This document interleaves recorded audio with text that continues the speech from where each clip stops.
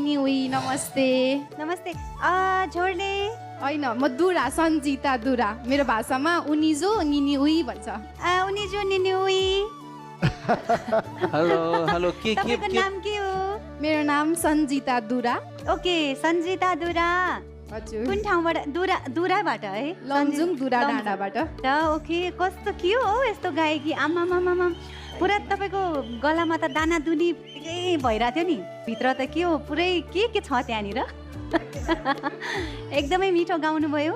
यो भाकालाई के भन्छ कोचकेम? यो अलिकति यो लोकगीत नै हो। होइन लोकगीत त हो, लोकगीतमा पनि एउटा के भन्छ? लोकगीतै भन्छ यसलाई। त्यति हो, लोकगीतै मात्र हो। ओके यसको केही पर्टिकुलर त्यो छैन है। यो तपाईँको भेगको गीत सुन्न जति आनन्द छ गाउनु उत्तिकै कठिन छ। यो स्वरको यो सानो सानो खिट्काहरू छन् जुन मैले दाना दुनी भने नि, यो कुराहरू गर्नलाई एकदमै गाह्रो कुरा। यो सानो सानो कुराहरू नोटहरू पक्रिनलाई धेरै गाह्रो है यो गीत। तपाईँले तर स्टेजमा यो एउटा लाइभमा वान टेकमा यस्तो राम्रो गाउनुभयो, म त मन्त्रमुग्ध भएँ। सन्जिता हजुर म्याम। आई वान्ट यु सिधै। मै नै बोल्छु है सन्जिता। हस् सर। घर लमजुङबाट हुनुहुन्छ हजुर चाहिँ। तपाईँले गाउँदै गर्दाखेरि मलाई एकदमै म भक्काने, मेरो हृदय नै एकदम रोइरहेको छ। अनेस्टली म जीवनमा मैले आँसु झार्ने मान्छे होइन। आज कसैको आवाजबाट मैले आँसु झारेको छ नि, त्यो तिम्रो आवाज हो। तिमीले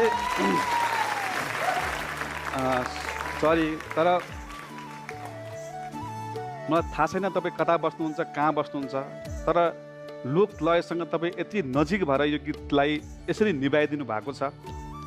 म एकदमै गदगद छु। आज द भोइस अफ नेपाल जस्तो स्टेजमा यहाँ धेरै जस्तो रक गीतहरू गुन्जिने गर्छ, आधुनिक गीतहरू, क्लासिकल गीतहरू गुन्जिने गर्छ, यहाँ पप गीतहरू बढी जस्तो गुन्जिने गर्छ।